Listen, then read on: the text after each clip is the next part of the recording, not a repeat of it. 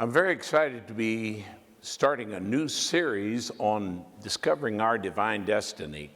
I believe that you're going to find to be a great blessing to you. This particular series centers around this psalm, Psalm 139. I'm going to begin reading with verse 14. I will praise you, for I am fearfully and wonderfully made. Marvelous are your works, and that my soul knows very well. My frame was not hidden from you when I was made in secret and skillfully wrought in the lowest parts of the earth. Your eyes saw my substance, yet being unformed, and in your book they were all written, the days fashioned for me, when as yet there were none of them. How precious also are your thoughts to me, O God. How great is the sum of them. If I should count them, they would be more in number than the sand. I love that particular psalm. There is so much truth that is in these words, these verses, that shows that none of us are living lives that are accidents looking for a place to happen. The psalmist said, I will praise you because I am wonderfully and fearfully made. That shows the opposites. We have the ability to fellowship with angels or to become slaves of demon spirits. What a contrast. Wonderfully and fearfully made. Now, I'm going to give you 3 points to help you remember what I'm sharing in this particular lesson. I'm calling it soul print, and by that, we're just talking about the uniqueness every person's life is. We are one of a kind. There is no one else like you, never has been, never will be. No, you are an original creation. In fact, uniqueness is God's gift to us, and then in return, our gift to God, our uniqueness. To just illustrate what I'm saying, think about your voice print. Nobody has a voice like you. Every voice is totally unique. Your fingerprint. It's amazing that out of over 7 billion people on planet Earth, nobody has your fingerprints. And not just fingerprints. What about eye print? Your eye print. This is one of the things in traveling through Europe I have noticed so many times is that for their identification with their passports, what they do is an iris of the eye picture. And whenever they step up, hand their passport to the immigration officer, he will look at it and say, look directly into the camera, please. They look into the camera, and within seconds, there is the camera recognizing from the computer base your eye print, that nobody else in the world has the eyes that you have. That is amazing. And of course, then our DNA, and we're going to talk more about DNA later, but the DNA that every person has is completely unique. Uniqueness is our gift from God. God gave that to us. We are not accidents. We're not happen chance. Now, while I'm talking about it, I need to emphasize that the same is true with our worship. Nobody can worship just like you. And that is one of the reasons why it is so important that we all participate in worship. Whether we're good singers or not makes no difference. Whether we're public speakers or not, that's immaterial. No. Uniqueness is our gift to God. And if we are not worshiping, something's left out of heaven's choir. And yet, in spite of all of this, still too many of us live as strangers to ourselves. In fact, I find that some people know more about other people than they do themselves. One of the first things in discovering your destiny is discover yourself. What are the unique gifts that God has given you? There is no one just like you. What are your talents? What are your abilities? You need to discover that. And in discovering that, we're able to find our destiny and fulfill it.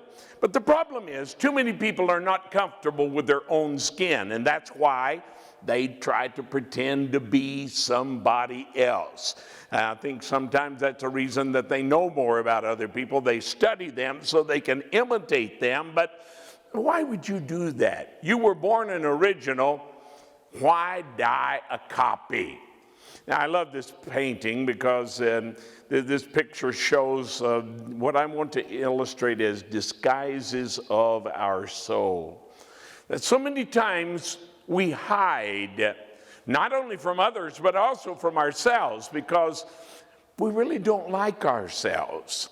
We want to be something else. We would rather be another person than to be ourselves. And so we try to blend in and hide and not attract too much attention.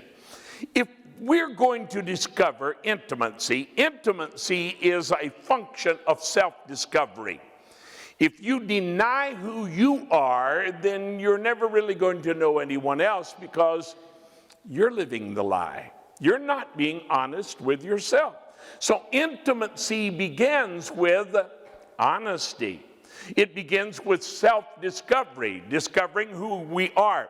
Now, there's basically three different layers or areas where this is developed in our lives. First of all, in childhood. In childhood, we discover ourselves. Little children are fascinating to me because their spirits are so free and they are so honest and trustworthy. And when a child is growing up in a loving environment, they radiate the purity of their spirits. They discover themselves. It's fascinating to watch a baby that for the first time is discovered. They can move their fingers, and they will hold their hand and move those fingers for the longest time because they're fascinated with that.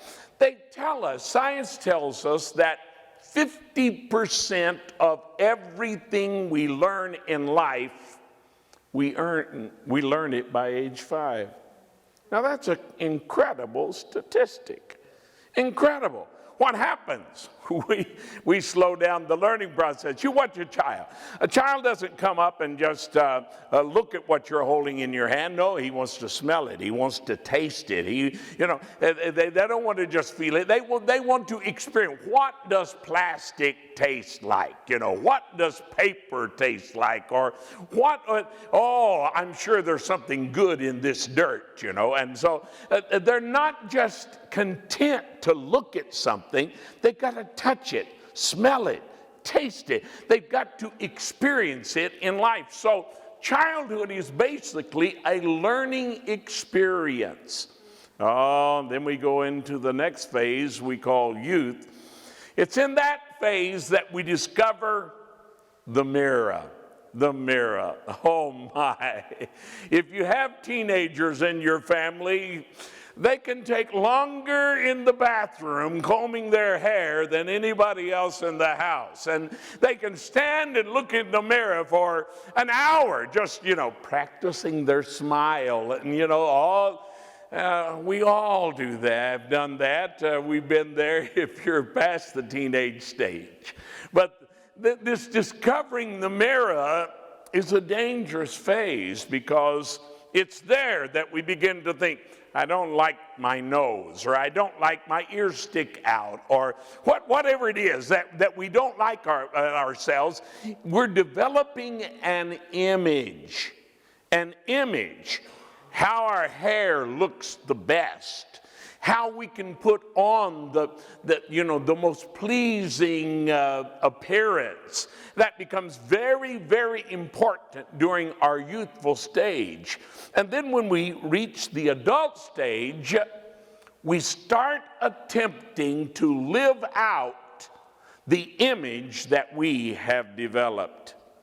It's very important to follow what I'm saying here because I think for too many people, they get stuck at this point. They never really discover their true identity.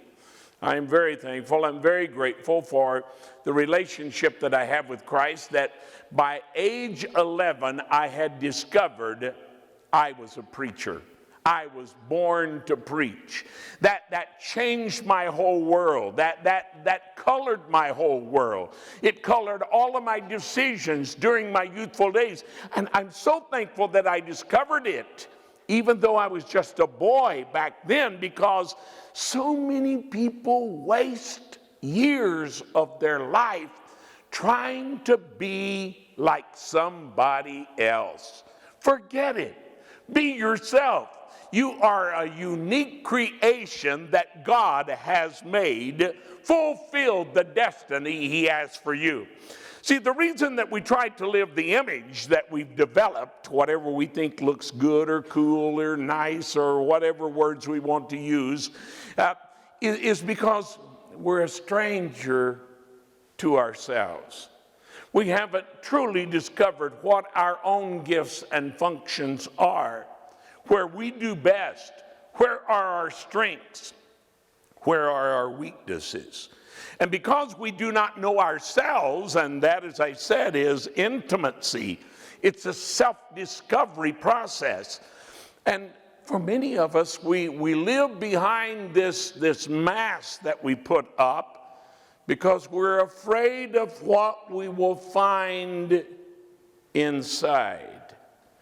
We are afraid of that, and so we run away from that. I know so many people that live their lives in this kind of torture and torment. That is not God's will. God has not given us a spirit of fear. I love the little poster I saw many years ago of the little boy that said, "I'm special because God don't make no junk." That may not be good English, but it's certainly good philosophy, good thinking. You are someone special, every one of you.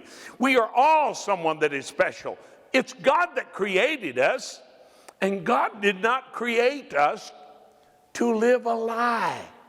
He created us to find our destiny, to fulfill our potential. That is God's will for every one of us. Instead of trying to be somebody else and to live like they live, no, discover who you are in God's creation and be the person that God created you to be. See, this, I believe, is the bottom line of where sin comes from. Every sin begins with a lie. I want to repeat that because when you go back and you study the book of Genesis, that's exactly the way the serpent tempted Adam and Eve. He said to Eve, "You shall not surely die." Every sin begins with a lie. Lies that we believe about our own selves, lies that we believe about our families, lies that we believe about those that are around us. And so because we believe the lie, we get ourselves into trouble. There's so many people that think that the preacher they just wants to give everybody a hard time. But I've lived long enough, I've discovered the way of the transgressor is hard. Jesus said, "Come to me. My burden is easy and my yoke is easy. My burden is light." Oh, that is so true. See, the words of Christ in John 8:32, Jesus said, "You shall know the truth, and the truth shall make you free." Many people quote that as "the truth shall set you free," but literally from the Greek, it's a creation word. When we discover truth, truth liberates us. Truth redeems us. Truth helps us to be who God created us to be. And if we're not living the truth, then we're living the lie. The lie that either somebody else told us or things that we have convinced ourselves about ourselves. You shall know the truth, and the truth shall make you free. Now, let me give you a third point in this study on our soul print. Let me talk about destiny clues. Destiny clues. What do I mean by this? Well, here's what we're saying. Time is measured in minutes, but life is measured in moments. Now, that's going to be one of the most important things that I say in this lesson. Time is measured in minutes, but life is measured in moments. And the truth is, some moments are bigger than other moments. In fact, those that study these things tell us that only 1 out of 100, 1% of your experiences are even worth remembering. And it's only 1% of that 1%. In other words, 1 out of 10,000 that is truly life-changing. I can remember a moment that everybody can relate to and identify with that was totally life-changing for me. I was a young evangelist, and I was driving my Ford car, and I didn't have money to get oil changes, so I changed my own oil. I can remember I was crawling out from under. I'd parked my car over this ditch so that I would have plenty of room to crawl under it and drain the oil, and I'm a dirty mess. I got dirt, oil all over me, and I'm crawling out from under this, and all of a sudden, here comes this red Chevrolet driving past my blue Ford, and this pretty lady driving it. And I remember my first thought was, wow, what a pretty lady. I had no idea that within just a short time, that pretty lady would become my wife. Now that was an not only unforgettable moment, but a life-changing moment. Now that's what I'm talking about. I'm talking about those moments that are bigger than other moments. Those moments, I try to use it carefully because I've heard some people use it so lightly. God told me this, God told me that. Like one of my friends told me one day, we had one friend, he had everything. God told him everything. And my friend said to him, now I know why God doesn't answer my prayers. He's talking to him all the time. And I don't use it lightly, but there are those moments in life when I know that I know I heard from God, that God spoke to me, and history and time has proven that to be. So this is what you must come to understand, and you've got to learn how to read the moments. Time is measured in minutes, but life is measured by moments. As I said, we usually forget most things very quickly. In fact, I could not tell you the color of shirt that I was wearing 1 week ago today. What difference does it make? I had a shirt, that's all I can remember, and that's really all that is important. I can't remember what I ate 1 week ago today. But it was good food, but most things in life are that way. We develop routine and become creatures of habit because I don't want to have to stop and think about this every time. But there are some moments that are bigger than life. If you can learn to read those moments, you can define who God created you to be. See, it's those unforgettable moments, like I just shared with you the simple story about the first time I ever saw the lady that would become my wife.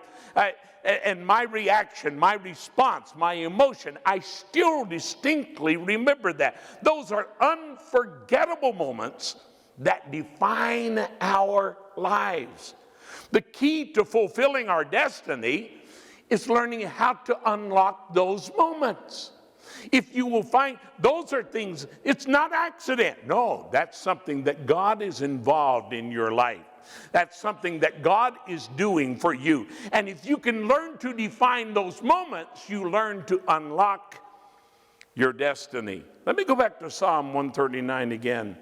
In verse 16, he makes this incredible statement. In your book They were all written, the days that you fashioned for me, when as yet there was none of them. He goes on in verse 17 and he said, if I was to try to count your thoughts toward me, it would be like trying to count the grains of sand on the seashore. In other words, it's impossible for us to even count God's thoughts about us. We are not accidents. That is an incredible statement that before I was even born, God had written down all these thoughts about me.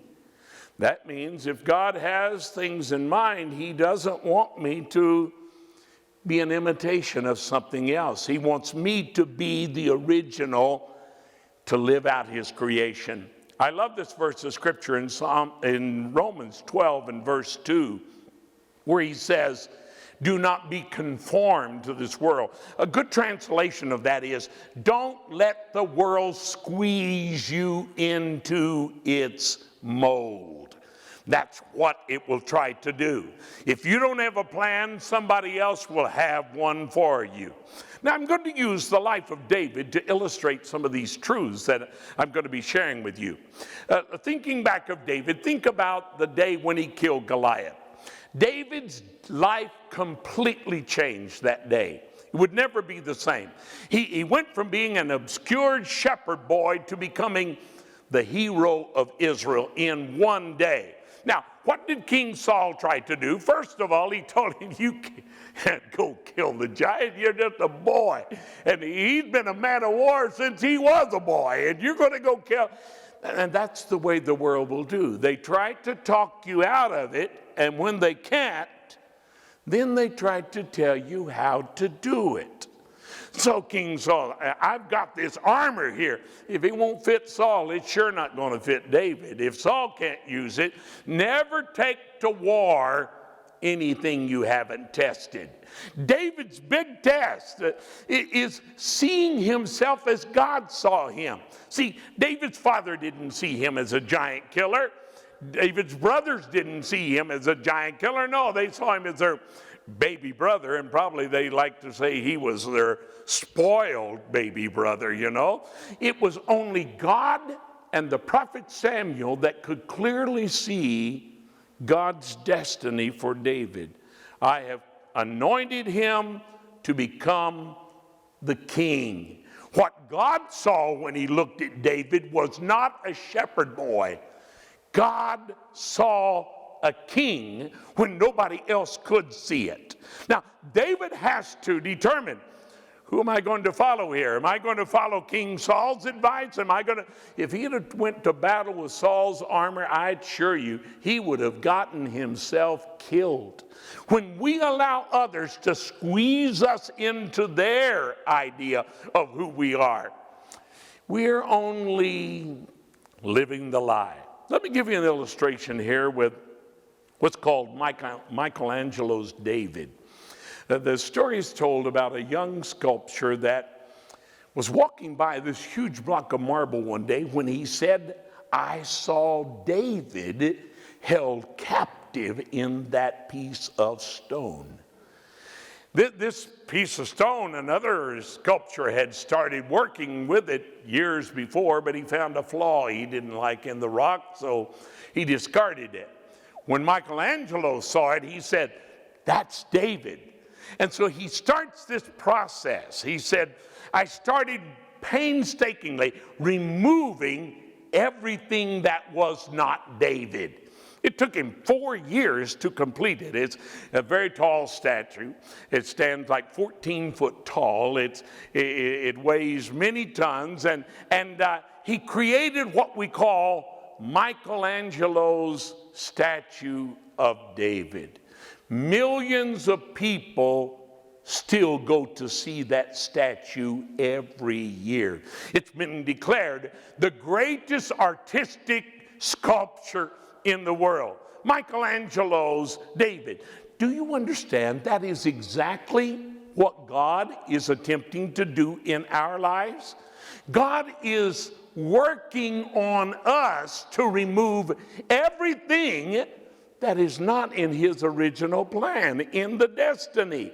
And so the things, the good things, the bad things, the things that make us laugh, the things that make us cry, all of those things are working together to remove from us all the excess stone, to chisel it away so that we can be who God has created us to be.